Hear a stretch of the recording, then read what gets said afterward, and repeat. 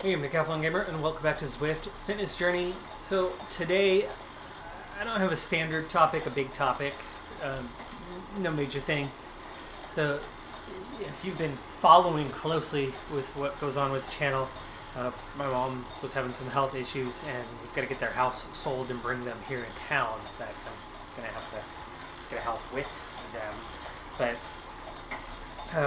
just spent the whole last weekend remodeling their house, and in doing so, out in the extreme heat, and it's been hot here.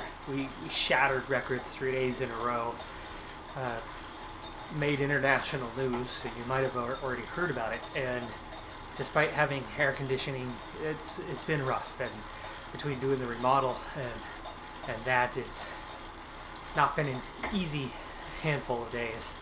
And my schedule hasn't exactly lightened up in any way, because I'm going to have to head back out there this coming weekend. So, gone for days at a time when I'm trying to keep a business running and trying to keep the channel going, and, you know, time consuming.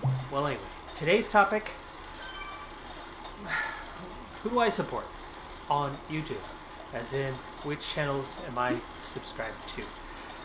I'm just doing a short ride, casual ride. I didn't even dress appropriately for it today. I'm just strapped for time.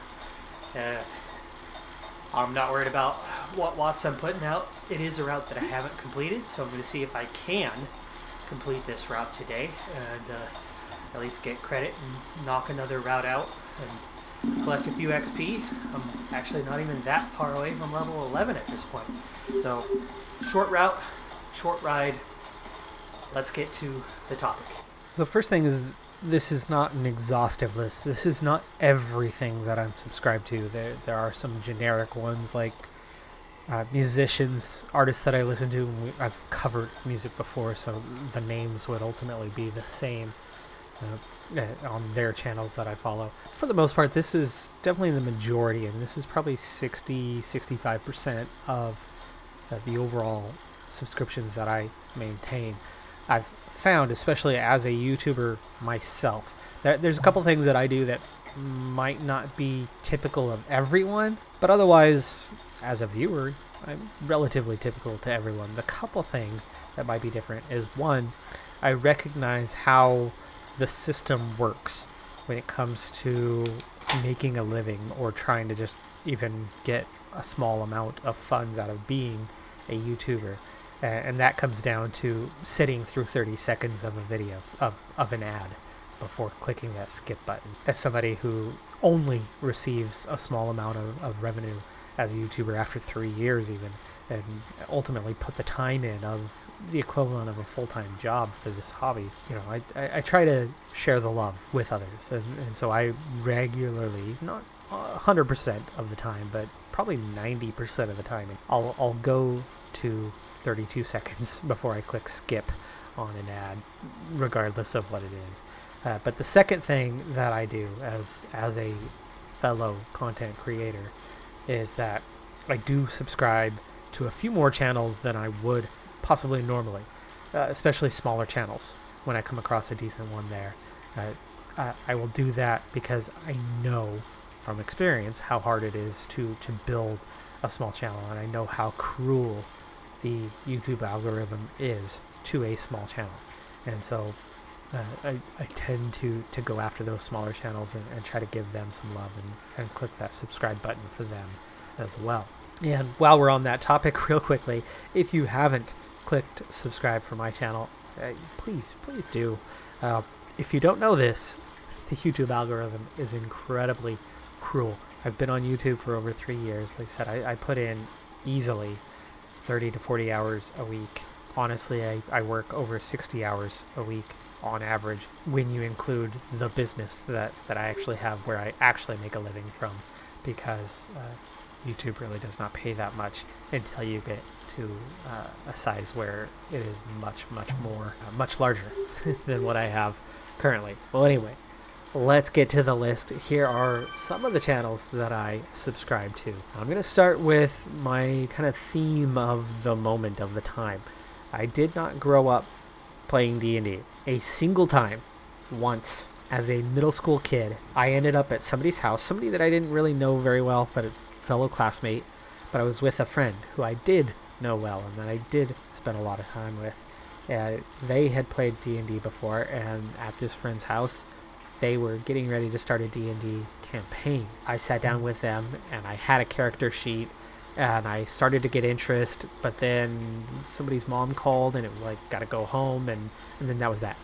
And never got back in the right place at the right time again. I was the right personality type, but just never in the right place, right time to get started on a D&D campaign. And now, as an older adult who has nerded out enough, it's something that's caught my interest. And it's caught my interest in one particular way. I have a nephew who I used to play video games with all the time. I have another nephew who I still play video games with on a regular basis, multiplayer games. My dad, my wife, that nephew, and I have regular campaigns going. We finished Raft recently. We finished Green Hell recently. We are working on Generation Zero currently, and then in smaller groups working on Eco. But my other nephew no longer likes any of the games that we play. He was huge into Crusader Kings 2 and is a Paradox Development Studio fan, and I played Crusader Kings 2 on the channel. I tried to start Crusader Kings 3 on the channel. I was rendering episode 1 for that series when my graphics card, my brand new, less than a month old graphics card, died suddenly last fall, and then never got that series on the go. But I still play CK3 for his birthday. I got my nephew CK3 for his 18th birthday. Got him CK3 because he played CK2 probably 80% of the time that he was on the computer playing a game. And he plays CK3.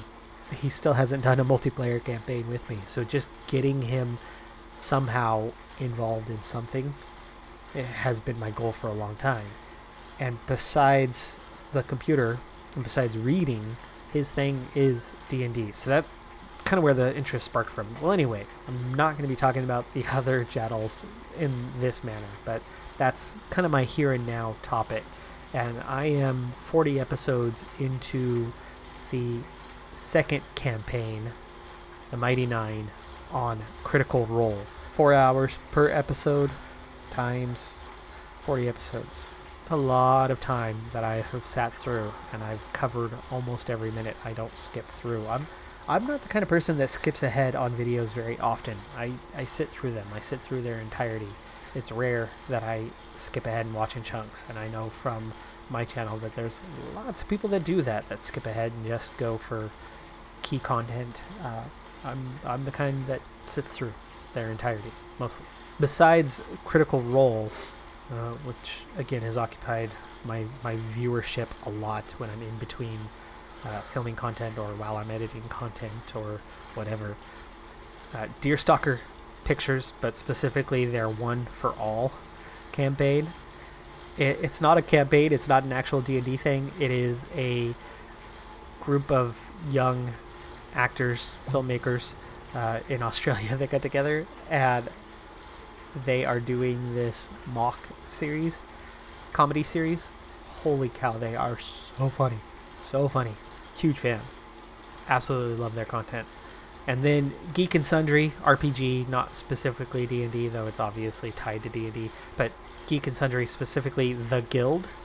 And yes, The Guild has its own channel, but I saw The Guild on Netflix and was a huge fan, especially when I found out that their origins were YouTube, and the actors therein have kind of carried on with Geek and Sundry, Felicia Day specifically, and big fan there.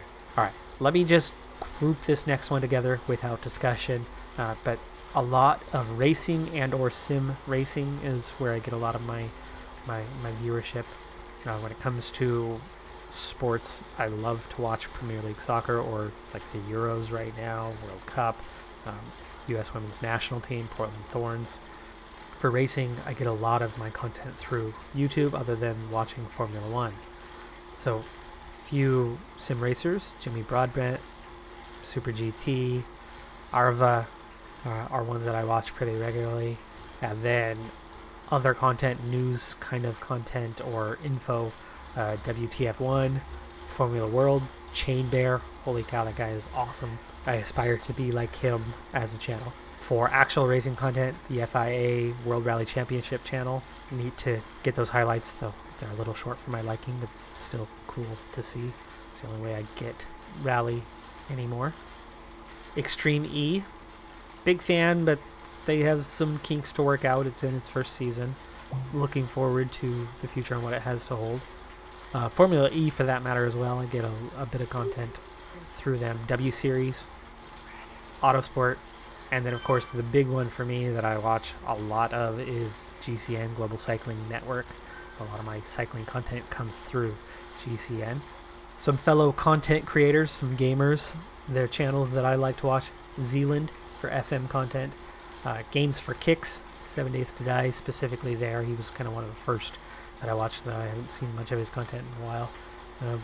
Paradox employees and former game head for EU4, DDR Jake and the Daniel, and then Arumba, Quill 18, and then Catherine of Sky. There's some of the content creators that I watch on a off and on basis. Kind of, I'll pick up campaigns of theirs, but as for tutorials, Zealand is the one that I'm constantly going for, and my growth as an FM player has come largely thanks to him. I do like a lot of music content, especially when I'm doing some work, if I'm editing, in between recording sessions. And so YouTube content creators in the music industry that I like: Violet Orlandi, Halcyon, Against the Current, Frog Leap Studios, Brass Against. As a former musician myself, I love what they're doing. Kayla Rose, though she doesn't put out YouTube content, you'd know her from O'Keefe Music School 46 and 2 by Tool cover. Holy cow, that kid needs to be a superstar, and she's now 18 or something like that. It needs to happen, but her choice of music is classic rock, and that just hasn't helped launch her career. If she did something a little more mainstream, I think she would launch her career quite quickly. But most talented singer out there in so many regards. And then Chloe Staffler, who is French but does both English and French covers. Some other channels, kind of random assortment, not really categorized. Game Ranks, Daily Show, Trevor Noah, Cinefix, now owned by IGN, Paradox Development, and Paradox Interactive, Paradox After, like all the Paradox channels. Vlog Brothers, Stunt Peg for football news, soccer news. Saturday Night Live, Gels Marble Runs, especially during the pandemic. I got a lot of my racing content through that. Name Explain, Thinking Basketball. As a coach, I definitely like Thinking Basketball. They have some very, very useful content. And finally, a shout out to some of the channels that I am subscribed to, but they are also supporters of this channel. I don't know if any of them would be watching my Zwift content, but they tend to watch my PCM content or my FM content. We are fellow supporters of one another. FM DNA, Old Cranky Gamer, Tim Sosky, and Mike Talks Football. Alright, well, just a short one today and a short ride. Let me get to the outro on the ride itself. But yeah, that's all I had. It's been a long couple of weeks, and doing that remodel this last weekend and sitting in 115 degree weather, which is 40, like mid 40s Celsius. The hottest temperatures ever recorded here 3 days in a row by a wide margin, like totally off the charts, unheard of. And I have air conditioning, but I also have a daycare that has 12 kids in it and 3 adults, and you gotta cook regular meals and do all that kind of stuff, and air conditioning couldn't keep up, and it started to get warm. And then I did the remodel of my parents' house over the weekend at the coast, so it wasn't 115 there, but it was 103 and no air conditioning, and remodeling a bathroom and painting a porch and a shed and doing labor in that heat. It was kind of rough. It was kind of rough. I've been in hotter, but different environment, different setting, high humidity here, and yeah, it rough time. Well, anyway, let's wrap this thing up. Alright folks, like I said, quick ride today, quick effort. I actually ended up riding harder than I figured, and I always do that. It's just how I am. I start easy, and then, I don't know, I just get that itch. You gotta just ride. You gotta just go. And I do that like every time. I end up riding much harder than I intend. That was supposed to be an easy ride. It wasn't a hard ride. I was definitely not riding flat out, but it was not a Sunday stroll type ride. Anyway, that is going to do it for this one. I'm the Decathlon Gamer. Thanks for tuning in. Be sure to hit that like button. I'll see you next time. If you want to mention any specific YouTubers that deserve recognition, especially if they're in categories that are similar to what I mentioned, please do so in the comments below. Have a good one. Be safe out there. Bye for now.